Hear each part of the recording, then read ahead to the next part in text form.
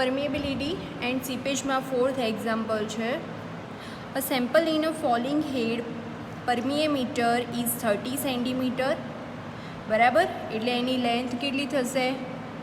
L equals to 13 cm. Height and 10 cm ડાયા. બરાબર, એટલે અહીંયા આપણને ડી કેટલો છે?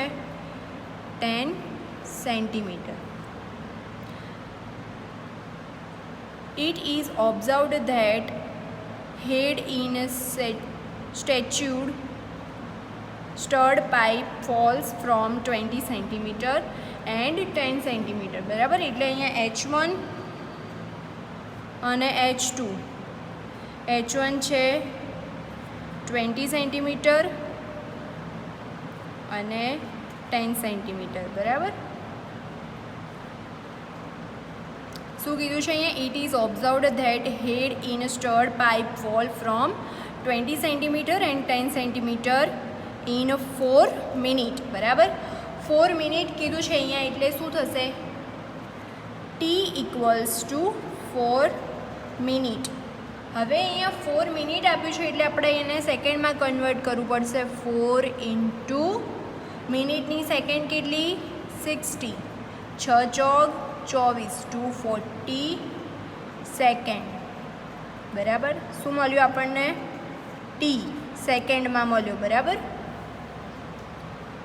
હવે શું કીધું છે અહીંયા? Determine the Daya of stand. Determine the dia of stand pipe if coefficient of permeability K is 1 into 10 raised to minus 3 cm per second આપેલું છે અહીંયા. બરાબર, એટલે અહીંયા permeability ઓલરેડી આપણને આપી દીધેલી છે. K equals to 1 into 10 raised to minus 3 cm per second. બરાબર, આપણે બધા એક્ઝામ્પલમાં પરમિએબિલિટી ફાઇન્ડ કરતા હતા, પણ આ એક્ઝામ્પલમાં આપણને ઓલરેડી પરમિએબિલિટી આપી દીધેલી છે અને અહીંયા શું ફાઇન્ડ કરવાનું કીધું છે? આપણને determine the Daya of stand pipe. બરાબર, આપણે ડાયામીટર ફાઇન્ડ કરવાનું છે અહીંયા. હવે ઇક્વેશન તો એના જ રહેશે જે આપણે આગળ કરતા હતા. બરાબર, શું ઇક્વેશન આવશે? કેમ કે અહીંયા 2 H આપેલા છે, H1 અને H2, એટલા માટે K equals to 2.3 A into L upon A into T log 10 H1 by H2. બરાબર, આ ઇક્વેશન લેતા હતા આપણે. હવે અહીંયા પાછી આપણે આ એક્ઝામ્પલમાં જેમ આગળ કર્યું એમ 2 વેલ્યુ અનનોન છે આપણા માટે. બરાબર, સ્મોલ એ ફાઇન્ડ કરવા માટે હવે અહીંયા આપણને ડી તો આપેલો નથી. બરાબર, આપણને ખાલી અહીંયા મોટો ડી આપેલો છે, એટલા માટે આપણે ખાલી મોટો એ ફાઇન્ડ કરી શકીશું. બરાબર, કે મોટો D equals to area equals to pi by 4 into D square, 10નો સ્ક્વેર. કેમ કે આપણને અહીંયા એક જ ડી આપેલો છે એટલે આપણે એક જ એ ફાઇન્ડ કરી શકીશું. બરાબર, કેટલો આન્સર આવશે એનો? 78.53 cm સ્ક્વેર. બરાબર, આ શું મળ્યું આપણને? એરિયા. બરાબર, હવે આપણે ઇક્વેશનમાં વેલ્યુ પુટ કરીએ અહીંયા. તો અહીંયા આપણે કે આપણને ઓલરેડી આપેલો છે એટલે આપણે કેની વેલ્યુ પુટ કરીશું અહીંયા. 1 into 10 raised to minus 3 equals to 2.3. બરાબર, into A into 13 upon 78.53 into 240 log 10 H1 upon H2. બરાબર, હવે આના પરથી આપણને A મળી જશે. બરાબર, એ શું મળશે આપણને? A equals to pi by 4.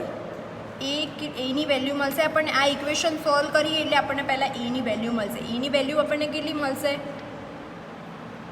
આ જે એ છે એક સાઈડ લાવી દેવાનો અને આ વેલ્યુ બધી એક સાઈડ જવા દેવાની, એટલે આ ઇક્વેશનને સોલ્વ કરીએ તો આપણને એની વેલ્યુ મળશે a equals to 2.095 cm square એ મળશે આપણને, બરાબર. હવે એરિયા મળી ગયો આપણને. હવે એના ઉપરથી આપણે ડાયામીટર ફાઇન્ડ કરી શકીએ, બરાબર. તો ડાયામીટર માટે a equals to π/4 into d square. હવે અહીંયા આપણને એની વેલ્યુ તો ખબર છે, હવે એના પરથી આપણે ડી ફાઇન્ડ કરી શકીએ. આ બધું એક બાજુ લઈ જઈએ તો આપણને ડીની વેલ્યુ મળી જાય, બરાબર. ડી ઇક્વલ્સ ટુ 1.63 cm, બરાબર. ડીની વેલ્યુ મળી ગઈ આપણને. ડાયામીટર આપણને શું ફાઇન્ડ કરવાનું કીધું હતું? ડાયામીટર, બરાબર. સૌથી પહેલાં આપણે શું કર્યું કે ગિવન ડેટા લખ્યો, એના પછી આપણને ટી મિનિટમાં આપ્યો હતો, તો એને આપણને સેકન્ડમાં કન્વર્ટ કર્યો.